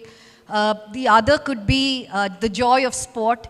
But mostly in parasport, they come in from a rehabilitation perspective. They come in from swimming, learning. Very few people have access to other para-athletes who've picked up the sport. And I think this generation has all these champion role models to look at and say, I also want to be that, which was not there probably even 10 years ago. So I think for young girls today, whether you look at a Sheetal Devi, whether you look at Ekta Bayan, you look at Avni, they all come from different stratas of the society, and each one of them are breaking barriers in their own way and inspiring the next generation of boys and girls all over. So I think it's changing, but a long way to go. Well, Yogesh, you have an academy, और आपने ये academy खुद ही खेलते वक्त ही खोला है, जो कि थोड़ा रेयर तो है। और एशियन गेम्स में एक्चुअली आपके साथ आपके स्टूडेंट भी थे, तो एक तो वो कैसा फीलिंग होता है कि जब आपके एकेडमी से ही कोई आपके कंपटीटर है, और दूसरा ये आपको जनरली देखने को मिलता है कि स्पोर्ट्स पर्सन्स रिटायरमेंट के बाद वो सेकेंड इनिंग सोचा जाता है एकेडमीज एंड ऑल, बट आप खेलते हुए ही आपने ये डिसीजन क्यों लिया कि एकेडमी खोलना है? हेलो, सबसे पहले तो मैं एकेडमी का जो विज़न है वो थोड़ा डिफरेंट है। एज अ कॉम्पिटिटर नहीं थे, स्टूडेंट भी नहीं थे। मतलब मेरा एक ये था कि अगर मैंने पैरा स्पोर्ट्स से अगर कुछ कमाया और मैं यहाँ तक पहुँचा हूँ, तो मैं वही चीज़ जो मैंने फेस करी है डिफ़िकल्टीज़, वो आने वाले जो यंग जनरेशन है वो फेस ना करे। तो एक टाइम की बात थी, 2-3 एथलीट्स थे, काफ़ी टाइम से वो ट्रेनिंग कर रहे थे, लेकिन वो गेम बीच में छोड़ने वाले थे। तो उनका कॉल आता है कि ऐसे ऐसे बहुत ज़्यादा फाइनेंशियल दिक्कत हो रही है मुझे। तो मैंने बोला ठीक है, तू ऐसा कर, यहाँ पर ट्रेनिंग कर, तेरे को जो भी चीज़ की ज़रूरत पड़ेगी वो मिलेगी। तो मैं अपनी पॉकेट से उसको सारी चीज़ का स्पॉन्सरशिप वगैरह एवरीथिंग करता था। मेरी एकेडमी में मल्टीपल इक्विपमेंट्स थे, हर चीज़ थी, मैंने सारी चीज़ वहाँ पर लेके आया। कुछ स्पॉन्सरशिप से लेके आया था, कुछ मैं अपने पॉकेट से लेके आया था। तो वो मेरा विजन था कि मैं जो चीज़ें डिफ़िकल्टीज़ मैंने फेस करी है, वो उन डिफ़िकल्टीज़ को फेस करके वो छोड़ के ना जाए। क्योंकि पैरा स्पोर्ट्स में ऐसा होता है कि वो मेंटली प्रिपेयर्ड नहीं होते। काफ़ी सारे जो बच्चे होते हैं वो आते हैं, उनको दिखता है कि रिज़ल्ट नहीं मिला, वो छोड़ देते हैं। वो एबल बॉडी में भी है और पैरा स्पोर्ट्स में भी है। हर बंदे को जो सक्सेस है वो शॉर्टकट में चाहिए, लेकिन स्पोर्ट्स एक ऐसी चीज़ है, ये तपस्या है। आप इसको जितना हार्ड वर्क करोगे उतना ही ये आगे आपको फल देगा। जैसे बोलते हैं सब्र का फल मीठा होता है, तो यही है कि आप सब्र करते हैं और फल मीठा होता है। और मेरा, जैसे आपने बोला था ये रिटायरमेंट का है, तो अभी तो इतनी जल्दी रिटायरमेंट लेना भी नहीं है, और जब तक रिटायरमेंट होंगे तब तक तो बहुत नाम हो जाएगा उसका तो इसको छोड़ना ही नहीं है अभी तो। जितना ज़्यादा मेरे को वो होएगा कि मैं किसी को, अगर मैं अपने से स्पॉन्सर करके अगर वो आगे बढ़ रहा है तो मुझे खुशी है। आज भी अगर वो 10 लोगों में बैठता नाम लेता तो मुझे खुशी है कि हाँ मेरा 10 लोगों में नाम ले रहा है। तो मुझे इस चीज़ से मेरे को प्राउड फील होता है। उसका ऐसा कोई इंटरव्यू नहीं होगा कि उसमें उसने नाम नहीं लिया हो। तो वही मेरे लिए भगवान की देन है और मेरे लिए वही मेडल है। Lovely words from you, Yogesh bhai. Final few minutes in this conversation. Sumili ji, I'm coming to you, and I am graduate, a long experience in marketing. So how do you look into para sports as a marketing prospect? Sports itself is a huge opportunity for any brand to talk through sports, because when you talk through sports, there are, like you just said, the story. There are so many stories that you can talk through, right? You're not really marketing, but you're marketing through through a community that gathers attention of people, but that is also building the potential of the country. So sports as an opportunity itself is huge. And when you actually talk about para sports, there are so many stories which are so strong, which are hugely inspiring. Again, I just wish that brands talk more about the journey behind the success rather than just the success, because I think the opportunity that you have right now is, we should not just celebrate a moment, an athlete and a win, but what makes that moment and what makes that athlete. And I think that is where the larger opportunity stands, and if more brands can join that, both for able-bodied and para sports, I think that will really take us like the next level. So. Thank you so much, all of you, my esteemed panelists. Rohan and I, of course, had a fantastic session. India as a sporting nation can only, India, the sporting nation dream can only be fulfilled if we believe in para sports and able-bodied sports equally. And thanks to everyone in the panel and Rohan. Thank you so much, guys. You have been a fantastic audience. No. You know, and can we sort of not crowd this part, because she's also got to see, and I've said this over 2 days. Every panelist we've got to respect. Sania and Nikhat both need to see the last couple of minutes, and then we'll start the next panel. So let her be for a few minutes. We'll do the photographs, and we've done all of that. Absolute honor to have this panel on stage. I mean, I've been a Sumit Until fan. Tokyo, what happened was, it was what, 2:45 India time, and Deepa Malik, the president, then president, now Devendra is taking over. She calls me from Tokyo and says, world record. And I'm like, yeah, मैं देख रहा हूँ. 5 minutes later, world record. I said, अभी तो हुआ. She said, no, दोबारा तोड़ दिया है. I said, दोबारा तोड़ दिया. Another 15 minutes later, world record. And then I interviewed Sumit Until that night. And he said, sir, अगर नीरज चोपड़ा 85 meters, 90 meters फेंक रहा है, तो मैं 75-80 meters क्यों ना फेंकूं? Ladies and gentlemen, Sumit Until. Yogesh Kathunia, I mean, somebody who is giving it back to sport by creating an academy, teaching people for free. Come on. We talk about sports people giving back to sport. If that is not the example of giving back to sport, I don't know what is. Ladies and gentlemen, Yogesh Kathunia. Sumeli Chatterjee, I mean, few people, I'm crazy, right? I mean, all of us are in rev sports. So I called Sumeli and said, want to invest in parasport, want to support parasport, you will do it. And she said, what? I said, yeah, parasport. She said, but, and then not a question asked. We launched the Palat Day campaign together, and I'm proud of her. She's my junior in Presidency College, has the vision to transform Indian sport, Sumeli Chatterjee. Gautam Devlekar, I didn't know Gautam. I know of Gautam from Prantik, my dear friend and colleague who's a co-founder of Rev Sports with me. And Gautam is actually training, helping young golfers to grow. I mean, that's what we need in India. That's what we need. And, he lives in Singapore, making a difference to sport in that manner. And finally, I've called her my rock star friend, Deepti Bopaya. How many athletes has she influenced and changed their lives? Many, countless, and the journey continues. Deepti Bopaya, and to my two dear colleagues. Without Rohan and Trisha, this conclave is not there. So to everyone at Trev Sports, please, we've pulled it off, and the last 1.5 hours of celebration. Thank you very much to all of you. And we'll have the felicitation and the photo up. Can we have, who do I call? Because this is a very special panel and too many special guests. So where is Srinjoy Bose? Is Srinjoy Bose there? I just saw him. There you are. Please, can you come up on stage and do the felicitation? Every time I've looked for Srinjoy Bose, he's not there. Now I can see his wife there, so I'll call him. So now I know why he's there. Okay. Chalo.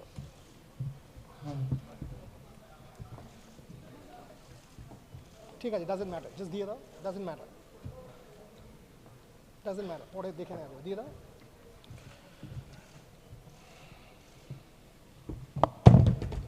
Oops.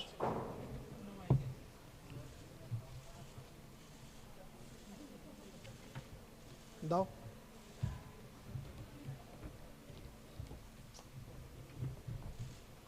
Srinjoy একটা ছবি finally তুমি ওই মাঝখানটা দাঁড়াও.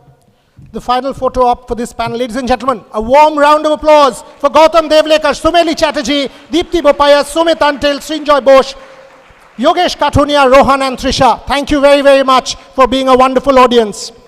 Thank you everyone. We need 3 chairs on stage. Excuse me, 3 chair please. Bakigulo shoriye din. We need 3 chairs on stage. We have one panel after this, that's at 4:15. We are going to do an empowerment walk and then the final panel. But now, the session panel, the celebratory panel, the panel that will define our Women's Day celebration, ladies and gentlemen, ladies study group, they're there. And I'm delighted to have them with us. Packed audience, 2 people who've redefined our sport. Champ is what I call her. 2003, since when I've covered her. Her junior Wimbledon title, her father is a dear friend of mine, her mother is a dear friend of mine, and the Sania phenomenon is what redefined the contours of Indian sport. One of the greatest India has produced, and during motherhood, she transformed our understanding of what someone can do. Please welcome, put your hands together for the one and only Sania Mirza.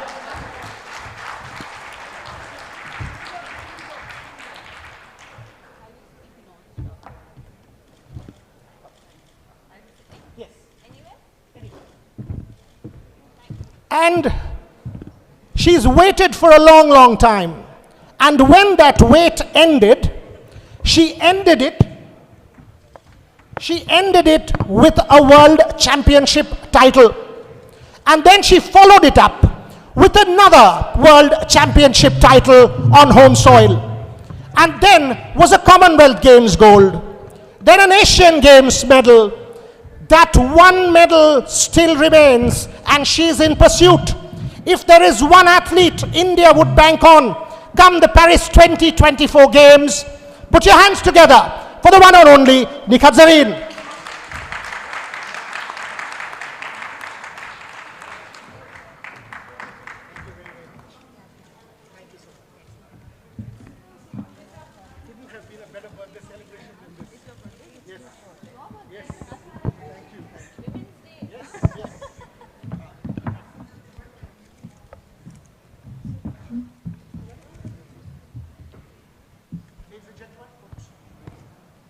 Hello, yeah, আপনারা এই মাঝখানটা একটু ছেড়ে দেবেন যাতে পেছন লোকজন দেখতে পায়। Thank you. How did Sania Mirza happen? We have to ask my parents, don't we? No. And you. No, first of all, good afternoon, everyone. Then I'll get into the answer. It's a pleasure always being here, and it's a pleasure being here for Boria, who's a very dear friend, like he said. I'm always in awe of how he can speak so many words all together without saying or even for a second. So, yeah, thanks for having me here. Sania Mirza happened... she didn't happen overnight. She happened over a period of many, many years, many, many hours. And honestly, there was never really a moment where we just sat and said, okay, from today we're going to become a professional tennis player. It was a journey that we were on as a family, and against a lot of odds, obviously against us at that point, where there was absolutely zero belief in the fact that Sania Mirza or a Sania Mirza could happen at that point. And that's how we sort of took pride in every small achievement that happened, whether that was an under-10 state title, or whether that was a club match, or whether that was an under-14 state win. And and then over time, we just sort of realized that maybe she's actually good at what she's doing. And and then we kind of took it more seriously when I was about 12 or 13. Nikhat, similar story. I mean, very similar backgrounds and same city.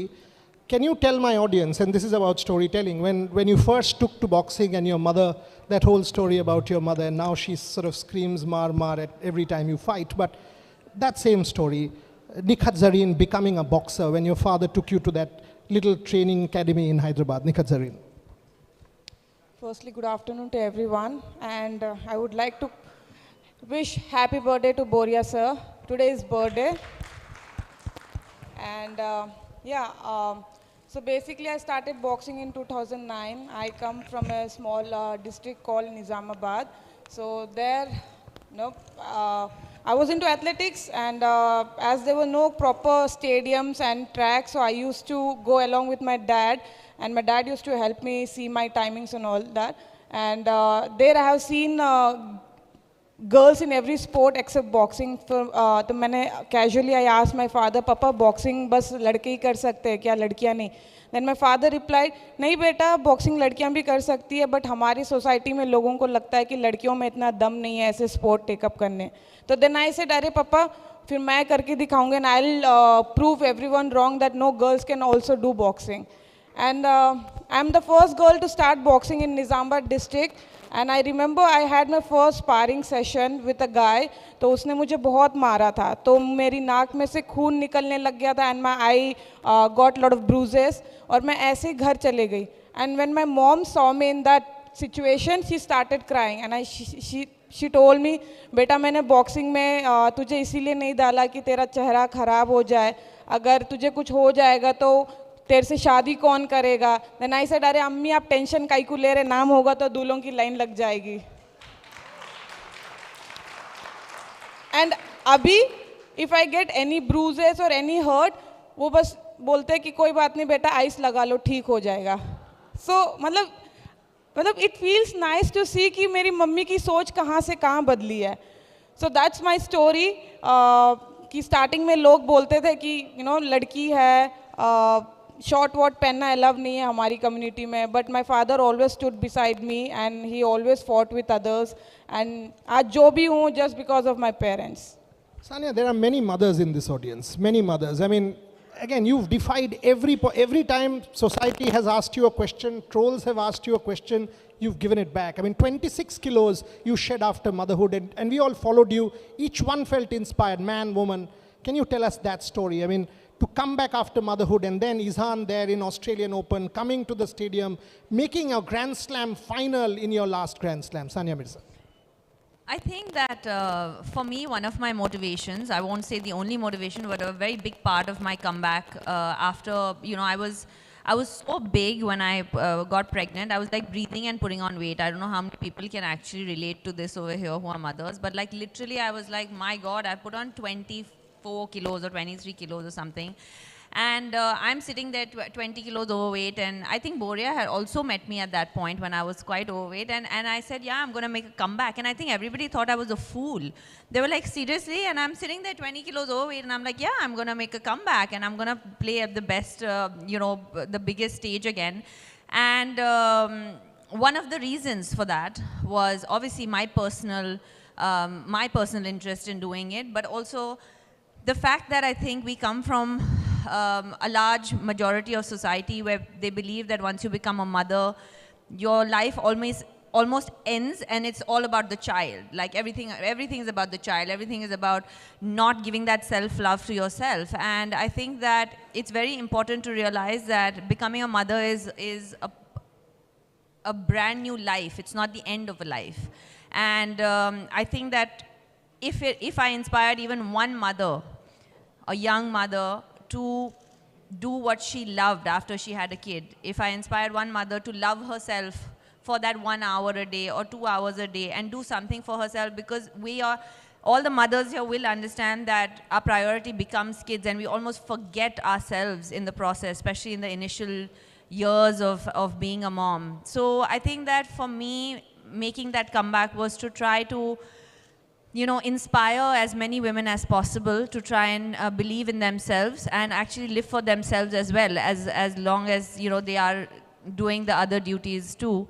And also, when somebody tells me I can't do something, then I have to do it. So, I was told many times that, "Arey, tujhse to nahi hoga, bhai. Tu kahan se 20 kilo lose karke?" I was like, well, 4 months later, I had lost 26 kilos. So that is just who I am as a person, I guess. And so all those things were something that really inspired me to come back and to try and set at least some kind of example. Nikhat, that's why sort of the two of you are role models. Like, I mean, every time I've seen Champ, I felt inspired. Every time I've seen you, and I've told you guys this, I mean, it sort of allows us this self-belief. In India, we don't have champions. And now the ultimate prize for you, I mean, we will all put pressure on you. We will put pressure come 4 months, trust me. Because World Championship, each time I said to you, Nikhat, World Champion, no, this is not the end goal. The end goal is 24 Paris. What is it like? I mean, you're living that dream, but when the media starts putting pressure, you're there, you know the country will expect. Tell me.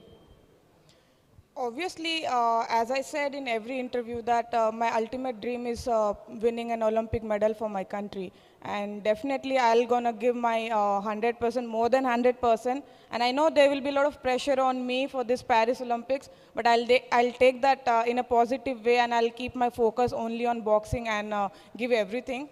So, and also I told you before at Asian Games that before Olympics, I'm gonna leave all my, I'll be logged out from all my social media accounts so that I can only focus on boxing and win medal for my country. But I used to do that also, actually. I used to log out of all my social media for any of the big games because, as we know, we become a very sport-obsessed country 2 months before the Olympics, and all of a sudden everybody's like, oh my God, we have to come back with 25 medals, and then 2 months later forget about it again. So, but I used to just log out, and that's the best way to do it, trust me. Sania, how did you deal with social media? Because 20 years earlier, this was not there. I mean, the whole social media issue about trolls, you're not, controversies have happened with you, with all of us.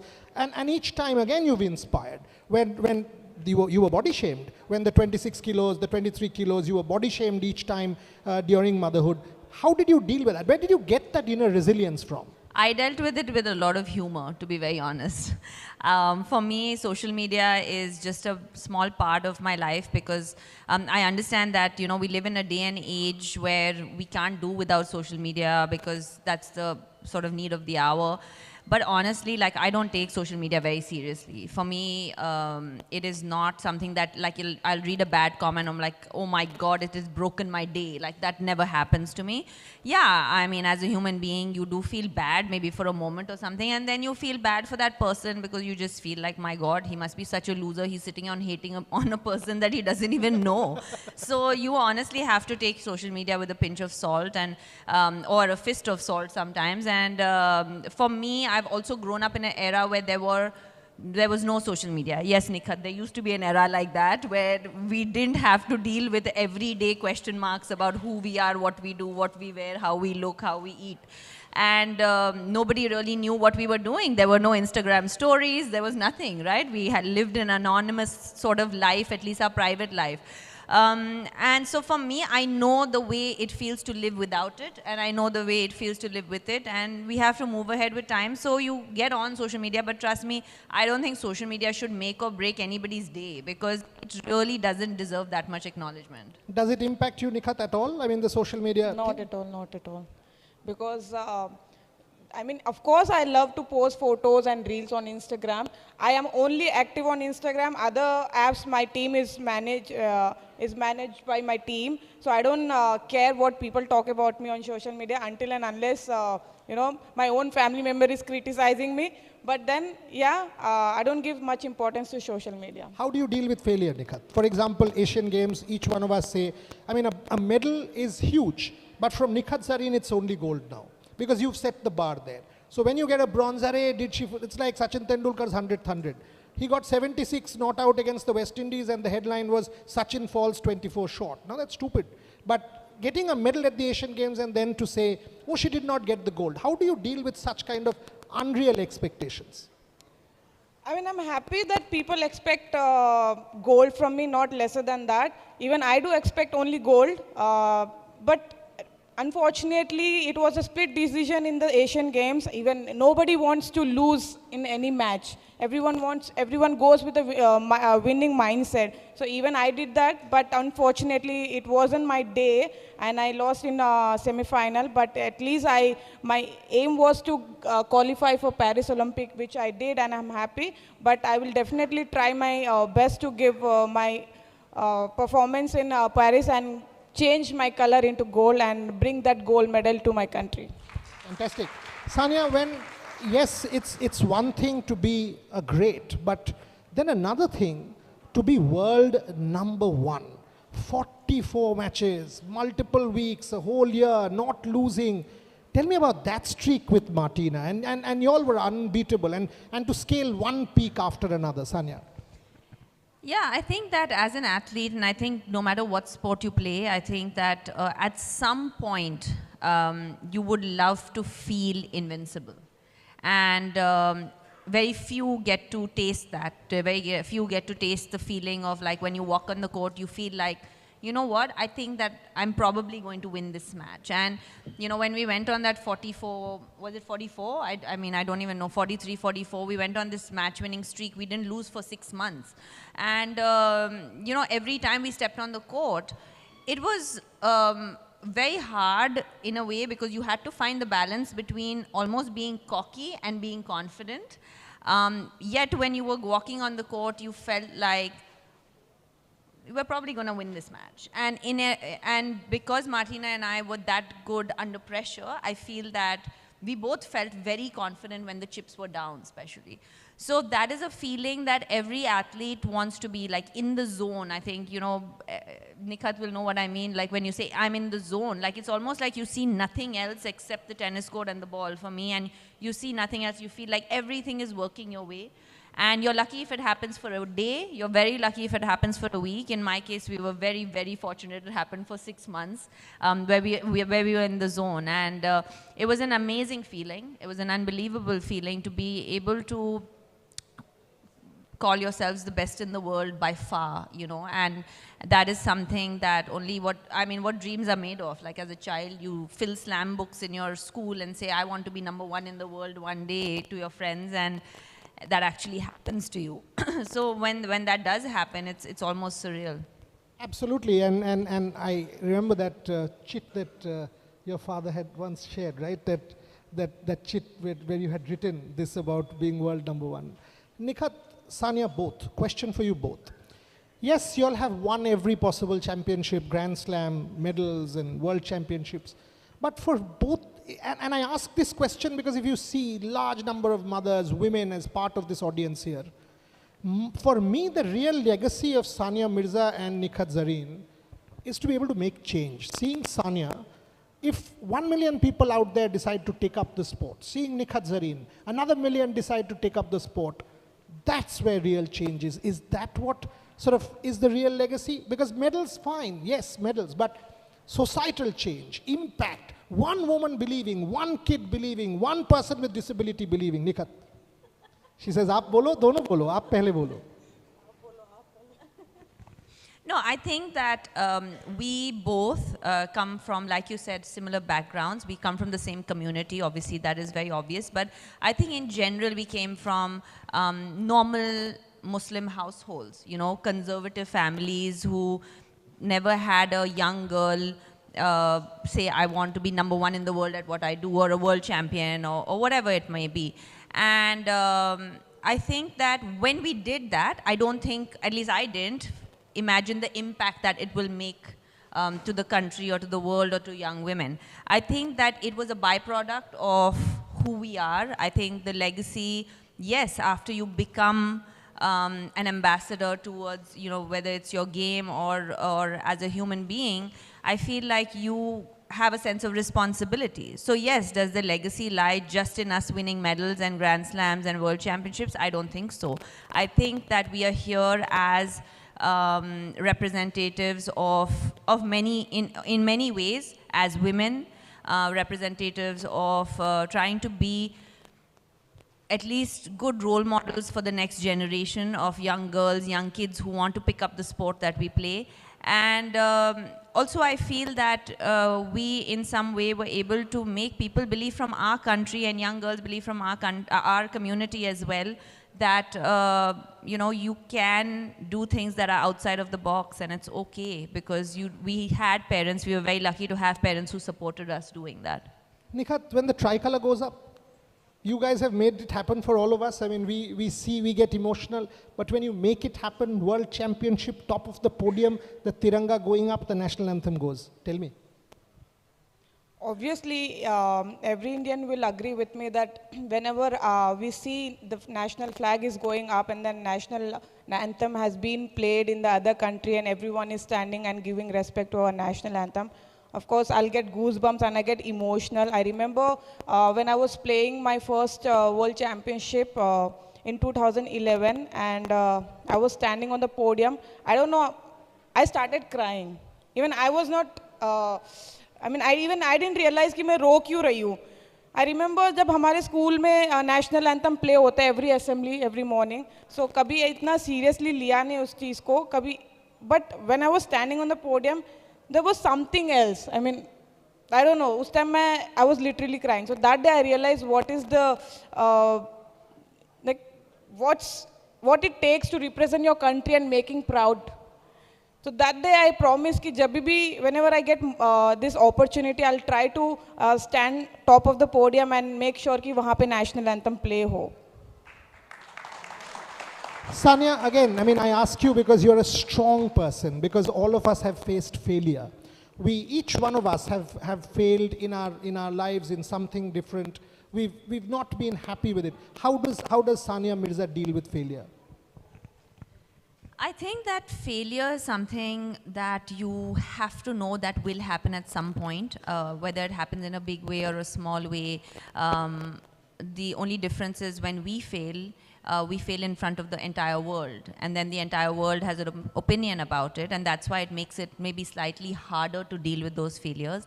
I think honestly, it's the love and it's the belief in yourself, and that keeps you going. It keeps you motivated. It keeps you inspired to believe that, to remember why you started. It keeps you inspired to really understand what your end goal is. Now, everybody might have different end goals, and you just have to sort of brush it off. I mean, I think sport really teaches you that, and I think that is why there is no better teacher than sport. Sport teaches you how to be humble in victory. It teaches you how to be resilient in defeat. It teaches you that there can be another day, even if you have the worst day of your life on the tennis court. You can come back the next day and you can still try again. So I think that is what sport teaches you. Those are the life lessons you learn from sport that no other school or book can ever teach you. And that's how you deal with failure. You always have to know that you can wake up the next morning and try and be better than the day before. Nikhat, my final two questions. and again, this is something that I think is a common trait for the two of you. One, you've achieved a lot. Sania's achieved a lot. I mean, if you take the top 10 ever, perhaps both of you will be there. And yet, both of you have stayed humble, have stayed rooted. The same values that I've seen in Sania 20 years back, I see in Sania today. The same values that I've seen in you when you did not win your world championship and you were struggling, I see in you today. You've stayed humble. Success hasn't changed Nikhat Zareen, the person. Tell me. Not at all. I think it's just the beginning and I can't just change myself so early. And I think Or at all. or at all, obviously, because I don't forget my roots. I know where I come from. And obviously, अगर मैं अगर थोड़ा extra over smart बनने की कोशिश भी करूँगी तो मेरे घर वाले मुझे नीचे बुला लेंगे वापस बोले 2 डंडे मारेंगे बेटा आ जाओ. So, I mean, I come from a humble and middle class family, so I've never seen this kind of things, you know, which changes people. So obviously, मैं कितनी भी मेरे life में success and all that comes, but मैं अपने आप को कभी change नहीं करूँगी. Same question. How did you stay humble? I mean, you've won everything, and you've got everything. I know, but who cares, right? In life, it's not about that. It's not about, it's about what kind of a person you are. At the end of the day, today after I've retired, yeah, we can talk about how much I've won and what I've achieved, but that doesn't, if I'm, sorry to say, a shitty person, I don't think that's going to count for much. So I think that it's very important to really remember where you come from. It's very important to remember why you have achieved what you have achieved, why you are getting the respect, because it is from the game, it is from your hard work. And I think that a family, and I agree with Nithik, your family plays a very important role in, you know, finding that grounding. And you know, you have those few very close people to you who really make you realize that, you know, you could be Sania Mirza outside this house, but when you come home, you're still going to be Sania. And I think that's very important to have, because that's where you really need to know where your roots lie. And for me, it's much more important to be a better human being than to win any Grand Slam. That's just who I am. So Spot on. Spot on. Final question. Final question. Sania, tell me an Izhan story. How is it, Sania as a mother? Of course, we don't get to see Sania and Izhan. What is that little story or that little moment that you share with him that you can publicly possibly disclose? I mean, right now he's 5 going on 15. So it's like everything is a question, and everything is a why, and everything is a why not. Your son? Yeah, he's Don't my be son. surprised. He's my son. He's got sarcasm like me as well. I didn't know a 5-year-old understood what sarcasm meant until I had him. No, it's amazing. I mean, I think that you know, becoming a mother really did, like every other parent, it really made me, I won't say a better person. I think it made me evolve as a human being. I think that, and we've discussed this when we've not been on stage in person as well, where I really do feel that as athletes, we're very selfish people, okay? Unfortunately, that's the truth, because that's the nature of our job. Our job is to worry about ourselves. Our job is to say, oh, this is what I want to eat. This is what I want to do. This is what time I want to wake up. And then everybody else in the team just kind of goes along. I want to eat pasta today. I don't want to eat this. I want gluten-free. Please I want warm up this time. I don't want to play this time. And then all of a sudden you have this child, and I was lying there in the hospital after this C-section I had, and nobody asked about me. They're like, where's the baby? Where's the baby? Where's the baby? I was like, wow, this is a good reality check that has happened in our lives. And everything was like, oh, how much does the baby poop? How much does the baby drink milk? Everything was, I'm like, really? I mean, I just gave birth, but you can ask me about myself as well. But I think in general, as a mother, you don't feel anything. You actually feel that I didn't know I had the capacity to love someone so much and want more than I want for myself. And I think that only a parent will tell you. That feeling is so incredible. And that's why you evolve as a human being. Fantastic, fantastic. Nikhat, final question for you. You know, every time we've spoken and you've told me this, I waited for a long time to be where I am. All of us know the struggles that you've been through, and you said, sir, every competition that I fight, I will ensure that I live every moment of it. And you are. Tell me, I mean, the weight, the resilience, and now you are Nikhat Zareen world champion.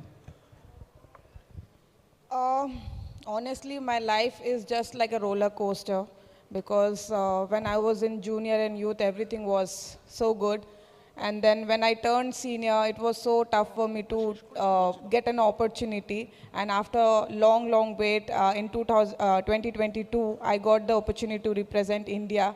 And then I won World Championship gold, where everything has changed. Within 6 months, my life has been changed. You know, meeting my favorite actor, going on KBC, going on Kapil Sharma show, everything, people started recognizing me as Nikhat Zareen. So of course, I really enjoyed all that stardom, but at the end, I know that my ultimate dream is to be fulfilled, and I need to keep my focus there. So yeah, I think all that wait was worth it. Now I'm enjoying that, and I'll give my best for all my all Olympics, and I hope I'll make country proud at Olympics too.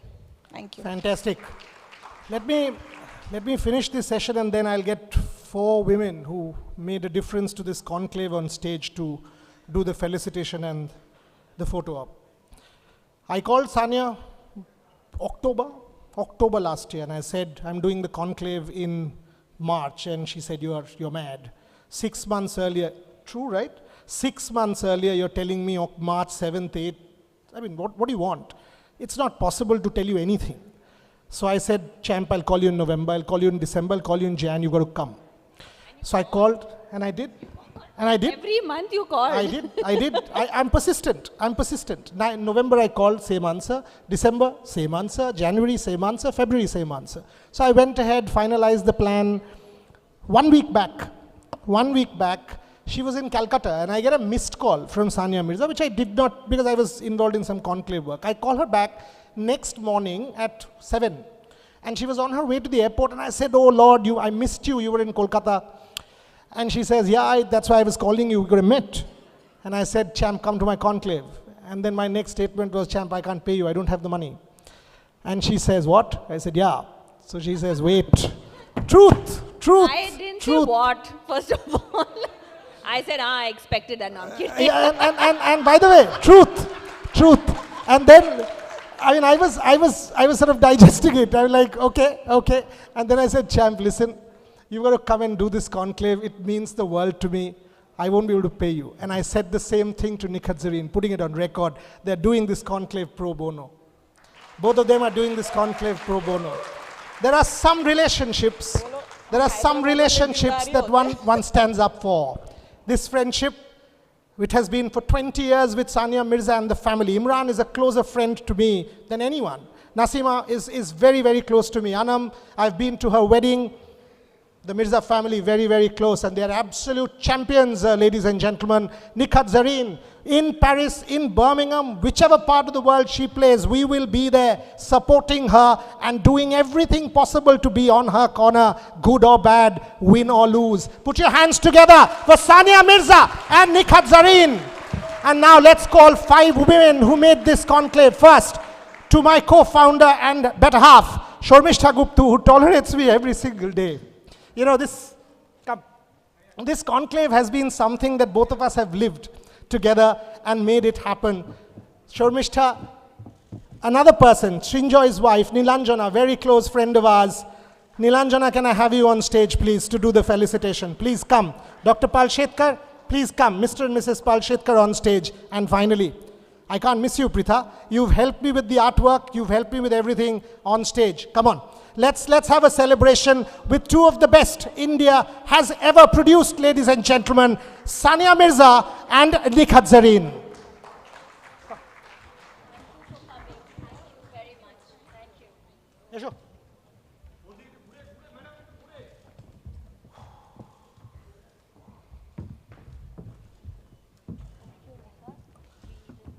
There you go.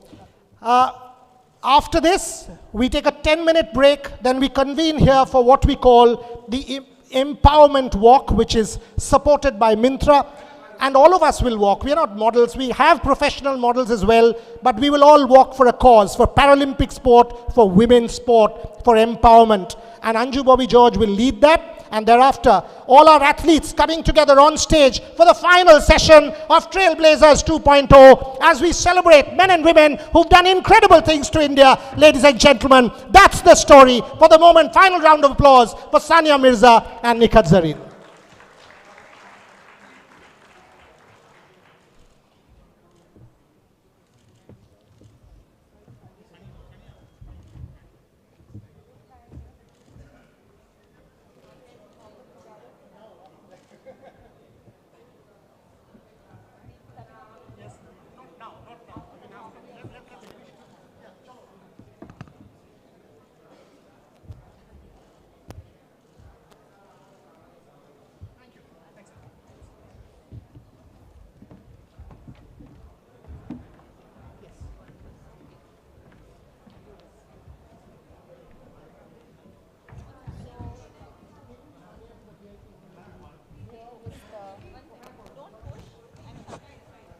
Yes, come.